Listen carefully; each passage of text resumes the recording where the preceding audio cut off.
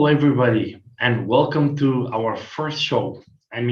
It's our first show on helping B2B high ticket service providers to grow one lesson at a time. And obviously, if we have to do this, who would be the most obvious person to bring on the first call? Well, if it is a podcast, you would assume that the first guy that we will bring on the call is actually a podcast guru, and it's Phil Lemire. I mean, just try to pronounce the surname. And welcome, Phil. Welcome on the show. Thank you very much, Danko. It's a pleasure to be here, and I'm happy to help you. For those that need to understand my last name, it's French, so it's Lemire. It's very hard to pronounce if you don't speak French, but I go by Phil Better online since I deal with mainly Anglophone clients, so it's just saving them time and embarrassment from not being able to pronounce my name. Well, I did my best, so you did a great job. C'est beaucoup, très bien, on n'est pas beaucoup. That's all I know, man. That's it. It's all right. Don't worry. The same thing with the Spanish. I have some Spanish clients and I go, uno, dos, tres, and tequila. That's all I know. Nice. Well, the reason that why I really wanted to have you as a first guest, because for everybody out there, actually Phil is helping us as a coach, as a mentor to get all the podcasts up and running. So we have 3 or 4 different podcasts and video interviews. And Phil is actually helping us. He knows his stuff, from what kind of setting up on Apple, podcast.co, how to distribute the podcast and how to promote them. And I was like, well, if I needed an external help, probably our high ticket service providers audience will need it as well. Mm-hmm. So Phil, without further ado, you know your stuff. Give us a big background. So where I wanted to start from who you are and what you do, so the people would get the idea of who we're talking to today. All right. So a brief background, a brief bio on me. I'm Phil Lemire, aka Phil Better. That name came from working for a financial institution that didn't like their employees posting certain stuff on Facebook, and to save myself from being fired or getting in trouble, I just anglicized my name to Phil Better. And also it plays off the, feel better. You're like, do you feel better with me? Yeah, it was silly. I was young, but it works. Young, so I ran. Now just young, right? Yeah. And now, so that's where I started. I started podcasting about 6 years ago with my first show called The Phil Better Show, where I talked with friends and reviewed movies and entertainment news. And then that went for about 4 to 5 years. And then 2019 hit. Nice. And it was the worst year of my life. I just ended a relationship. I was in a dark place. I was 300 pounds. I was not in a good place, and ended up having a blow up with my family over Christmas ornaments, of all things. A time where everyone's supposed to be happy. I'm arguing about who's getting what Christmas ornament, because my parents said downsize their house to an apartment. And so my mom was like, okay, you're going to see a doctor. This is ridiculous. Went to see a doctor, got on some antidepressants to help me. It did kind of help, but it was way too late. I should have done it way earlier, but it was too late. I ended up burning out in 2020, just before the lockdown happened. So in February, I burnt out, stopped working for 2 months, and dove into entrepreneurship, trying to figure out how to make money outside of working for a financial institution. Fast forward to November of last year, I started Invest in Yourself, the digital entrepreneur podcast, to interview entrepreneurs like yourself, to learn how they did it and how to do it. And I found out that the biggest thing is just go. So I was like, okay, January, after 2 months of interviewing people in January, I was like, okay, let's do it. And I started helping, coaching entrepreneurs, podcasters, because I've been in the industry so long, grow their podcast. And now I have multiple of clients that I help from various degrees. Like with you, Danko, I'm just providing some moral support, coaching you on, because you pretty much have everything ready, set to go. There's no really need for me to start you from scratch. You're already pretty much there. You already know, by being guests on podcasts and also doing your video series that you did before, you already know how to be a podcaster. And so I range from that to setting up from scratch the whole podcast idea, setting up the automation for them, setting up their email list, setting up their social medias for the podcast, so that it's all there. They take it, they run with it. And if they ever need help, they come back to me and I help them grow. So that's what I'm a boutique. I like to call myself a boutique production agency for podcasting. Nice, nice. And you start from let's go. Let's just do it. Let's go. Let's do it. That's the mantra of all entrepreneurs, And even for me recently, I was like, okay, I need to start a podcast and everything. I was like, let's do it. And that's it. There will be, I'm sure that there will be hundreds of problems along the way. But man, that's how we actually learn. And I'm so happy to hear that you just said, well, let's go. Figure out things on the way, but at least you're doing what you're really interested in. Oh, yeah. Because when I actually was a guest on your podcast, I've realized that, man, you know your thing. And probably that's the reason why I invited you on this first podcast. And actually, that's why I actually hired you to help me at the end of the day. Secretly, he hired me because he wanted all my knowledge for himself. Don't tell anyone. But the whole point was that your expertise is in the podcast. Yeah. Tell me, what's the secret behind it? Why should people, companies, owners actually start using podcasts? Why would it is a lot of effort, if you ask me. So yeah, it is a lot of effort in the initial startup. The initial startup is a lot of effort because you have to do all these little mini things. And then once it's all together and you automate it using Zapier or Integrate or any of these other companies that code, no code coding, if you will, once that's all set up, it starts rolling really quickly. So I'll take the Phil Better Show. It was pretty much my baby. It's the worst show in the world, like when it started, because I didn't know what I was doing. Like most people, when they start podcasting, they don't know what they're doing. They don't invest the time in learning all these other stuff. So from that experience, I'm like, okay, I learned along the way, okay, I need to have an email list. I need to be more active on social media. I need to do this. I need to do that, create a Facebook group and this, and from the Phil Better Show. So when I launched Invest in Yourself, I already had everything there. I already knew how to do guest outreach. I already knew how to do the show templates and all that and make everything as simple as possible. So I launched that and reaching out to people. And now it's flipped. I don't reach out to people as much as I used to. Like my first 2 seasons, it was me reaching out, sending like hundreds of emails to get people. And now it's flipped. People are reaching out to me to get onto my show, to be guests on my show. And it's like, whoa. Because I come from a family of 9-to-5ers. Like I'm not used to being solicited in essence to have people come on my show, because I never thought I would have this show that's a main place for entrepreneurs to share their story and share like some of their lessons they've learned, because that's what my show is about. It's for entrepreneurs to share their story, to become those thought leaders. So with podcasting, you can have it on one of 2-3 different categories. Either you can become a thought leader like you're doing with your personal show that you're going to be launching. You can be an interview where you can promote businesses and promote entrepreneurs, fellow entrepreneurs, clients, if you will, like we're doing right now. Or you can just have it for fun, or lead gen in essence, if you want.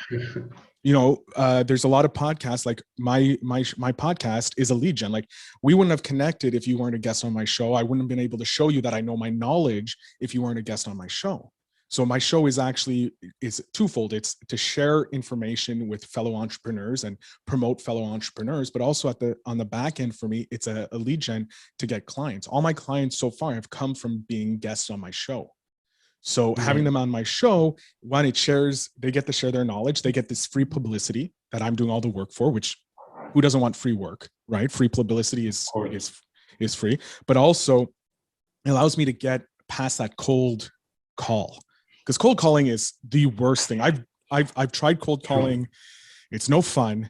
But with podcasting, I go, hey, do you want to be on my podcast? They're like, yeah, sure. They come on. You have actually a reason why you're reaching out. It's not like, hi, buy my services or buy my products, but you're like, hi, do you want me to give you some value? Do you want free value? Do you want free promotion? Do you want this free chance to share your story and promote yourself? And funny enough, I've found since podcasting that everyone is narcissistic. That's one of probably the biggest thing that's like, everybody's like, oh, I'm not narcissistic. But if you say, hey, I'm going to put you on my podcast that's going to see 30,000 people or whatever, they're going to be like, yes, please. No one's going to turn down that. Like, that's like, you get to talk about yourself. And that's one of the reasons I love podcasting. It's just this communication.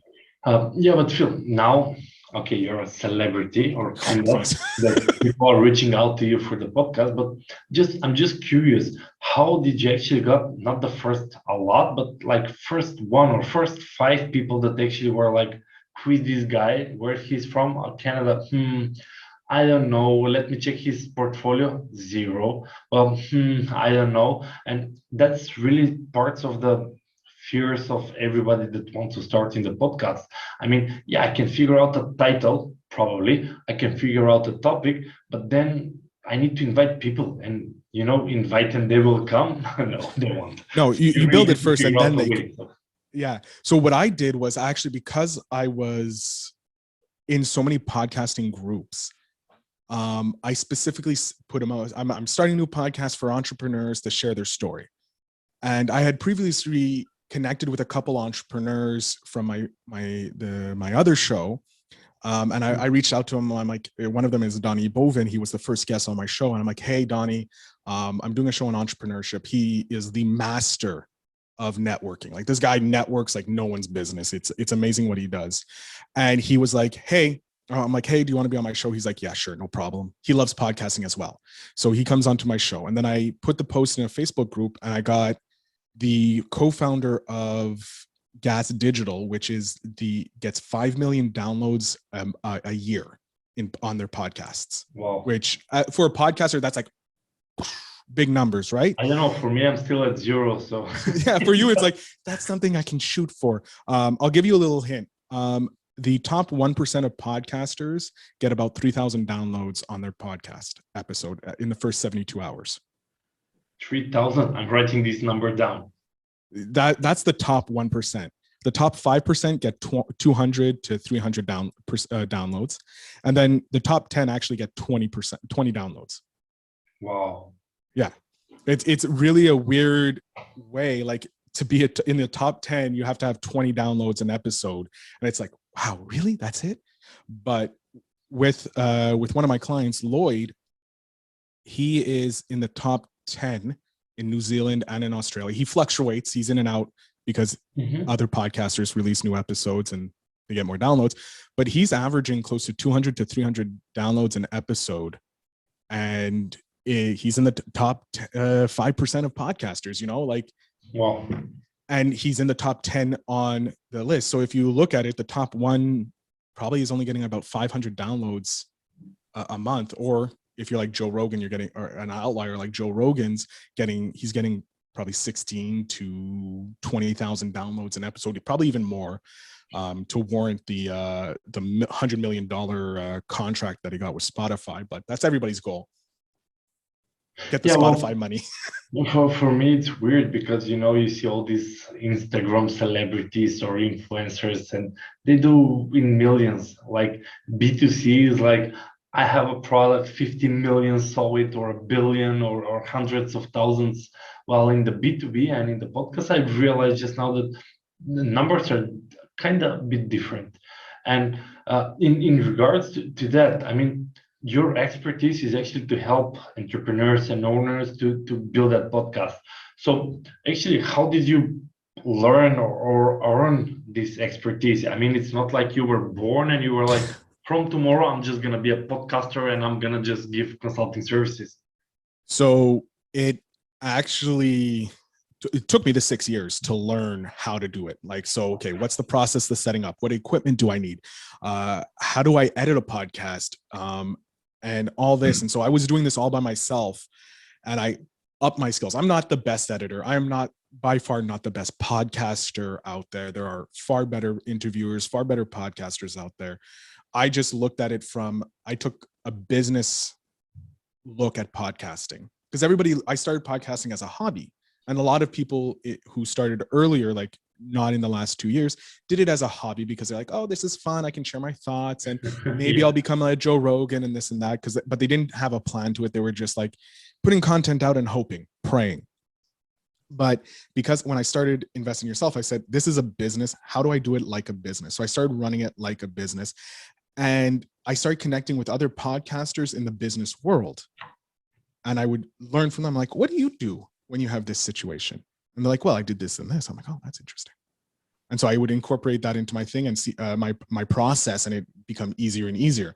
So now I have a simple 30-day launch thing where I just keep refining my 30-day launch plan. And I'm just refining every time I have a client, I work with a client, I refine and I refine. Before it was like throw stuff against the wall and see what sticks. And whatever stuck, it's like, okay, this is the stuff. Okay, now let's make this better. And then you throw more stuff on the wall and see what works. Like I didn't have an email list before, and now I have an email list. And I'm like, oh my God, now I need to grow this email list. So what do? I go out and find experts in email lists and bring them on my show. Every single one of my guests, not every single one of them, a large majority of my guests are people that I want to learn from to better my job. Stealing the knowledge. It is simply that. Like some of my people, some of my guests charge in the excess of thousands of dollars to be coached. And I'm like, but I can get them on my show for free. So in the way of getting them on my show, like that's a secret. Like people don't understand, like it's free publicity. So I have an email expert coming on the show in season 5. I got Instagram. I got a Twitch streamer on earlier in the season, how to grow your Twitch and this, so that when I start going into that, or I get a client, I'm like, okay, I have a reference point that I can start with and help them grow. And then I just take what I know and add it to what they have. And usually if you already have an audience, if you already have an email list about 1,000 people, you can get 200 downloads easy like that. Cause that's what my client Lloyd does. He has an email list of about just over 1,000 people. He gets 200 downloads and he just sends an email out to them whenever a new episode drops. And we started a new series for him. And it's just slowly learning from your past mistakes and refining it to it. Like every day I'm learning something new. I'm learning how to use a chat bot for myself, but I also can offer it to my clients. Obviously there are better chatbots experts out there, but it's something I'm learning something new every day to be at least competent in it. Then I can hire someone who's better at it. So you're actually using the podcast as a vehicle to obtain knowledge from different experts, because as they show up on your podcast, you're able to experience and ask the right questions. And actually our podcast is going to be kind of similar now that I'm talking, because we're actually helping B2B high ticket service providers grow, and we are high ticket service providers. And the first topic is about whether you need or not a podcast, and here you talking about the podcast, and I'm like, okay, I have this, oh, I don't have this, okay, so then I should ask you even more smarter questions if you ask me. But I mean, you did a lot of podcasts, you did a lot of own shows, but also guest shows. So if you had to choose like the one single lesson, one like the big golden nugget that you, in 20 years from now, you want to be remembered by one thing that you've said, and what's that one thing? I mean, I don't want to put more pressure on it, but I was really like, well, in podcast, I know that there is a lot of things in prospecting, in doing, in post-production, in distribution, in marketing, but that's like the flow of podcasting. And I'm like, well, insights, I mean, anyone can do a YouTube video and try to replicate the same thing, but whether they can do it as well as you, of course not. They need the years. So back to the one single golden nugget, a lesson that you can share for an eternity. A lesson. Tough one, right? It's a tough one. Yeah, I love these type of tough questions. It's a great question. Usually I'm the one asking the tough questions. So being on the other end is very odd. Now I feel sorry for most of my guests when I ask those tough questions, but I'm going to still ask those tough questions because that's how you learn. Probably the number one lesson that I would love to be remembered for 20 years, 30 years, 40 years down the road is sharing my passion for podcasting. Just how amazing of a tool, of a connecting tool it is. Because if you think about it, you're in Macedonia, I'm in Montreal.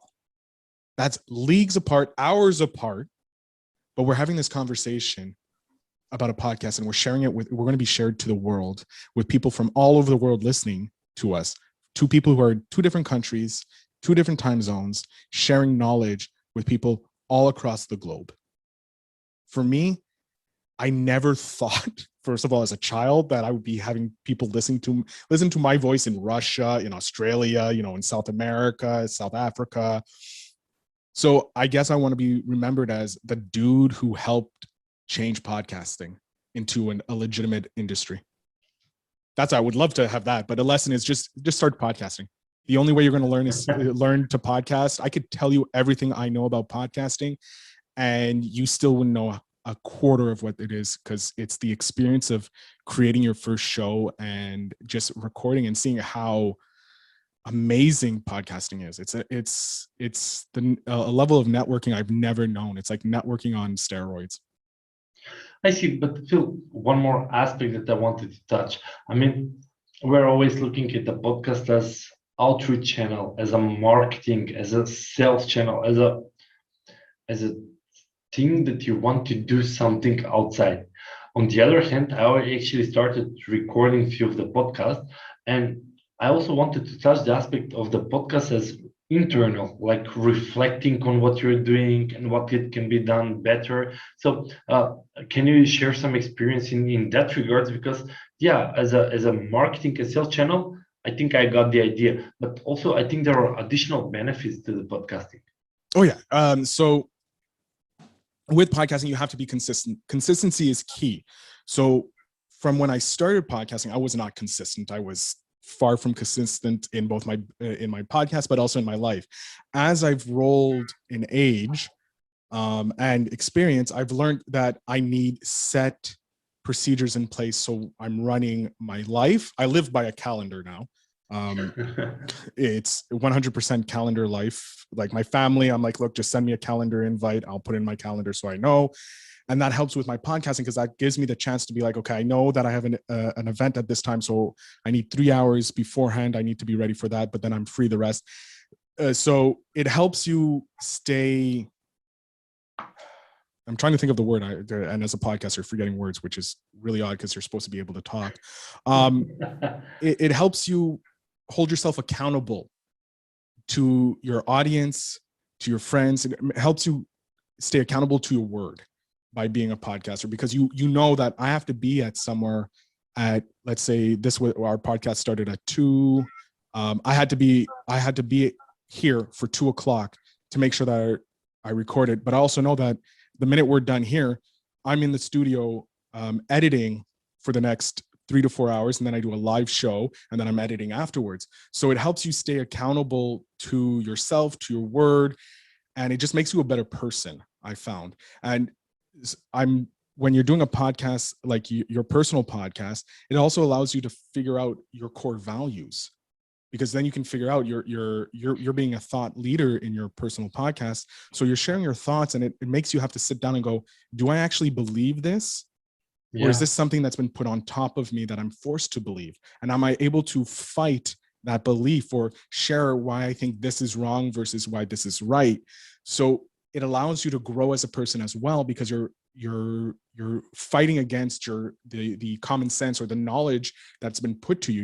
You're challenging it, so you're questioning stuff.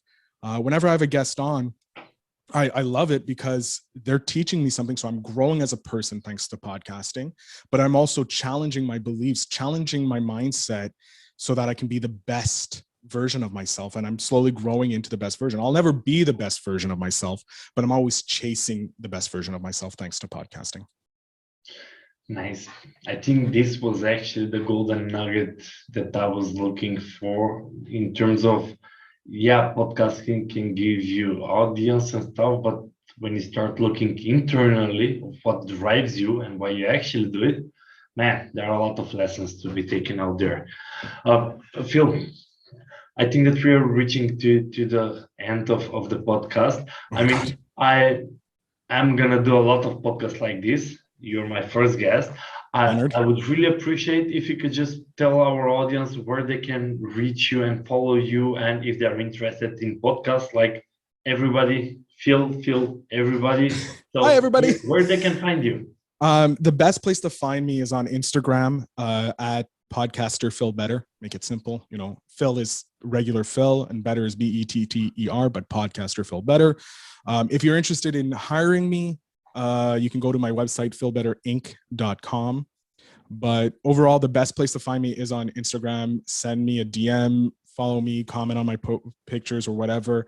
And I'll be more than happy to reach out to you and have a free call. Like I love giving free 30-minute calls with people and just sit down and go, okay, this is what podcasting can do for you. Or if you need help with your podcasting, I'll suggest something you can do to grow your podcast. Nice. I mean that people really appreciate, like, not you like this sitting and just, you know what, you have no right to talk with me, but just like down to the earth, man, let me see if I can help you. If I can, perfect. If not, sorry, I cannot help you. But that would really help. So everybody interested in starting a podcast, I mean, here is Phil. And by the way, if you don't like this podcast or my podcast or the other one, well, it's his fault, by the way. Yeah, but I'll take the blame. I'll take the blame. Just saying it on the low end. But other than that, I would really wanted to thank you for coming on this podcast. So Phil Lemire, merci beaucoup de participer de notre lesson. Woo! I could figure out on the fly. You did great. Really nice having you. It was my pleasure, Danko. I'm looking forward to listening back to this episode and going, why did I say that? Oh my God, and being hypercritical of myself. But I'm also looking forward to seeing the growth that you get, because I know you're going to have an amazing growth because you have connections to such amazing clientele in your Bisbee Solutions company, and the guests are going to be flying. Soon you're going to be bigger than I am. You're going to be getting so many guest requests that it's going to be unimaginable. And then you're going to be like, Phil, I need more help. And that's all I'm looking forward to. Phil, this is on the record, so what you're saying, but it was really nice having you. I think I really got the golden nugget that I was looking. For everybody else, thank you very much for staying tuned. I wish you have a great day. Actually, it's afternoon here. So Phil, thank you again, and bye-bye. Bye, everyone.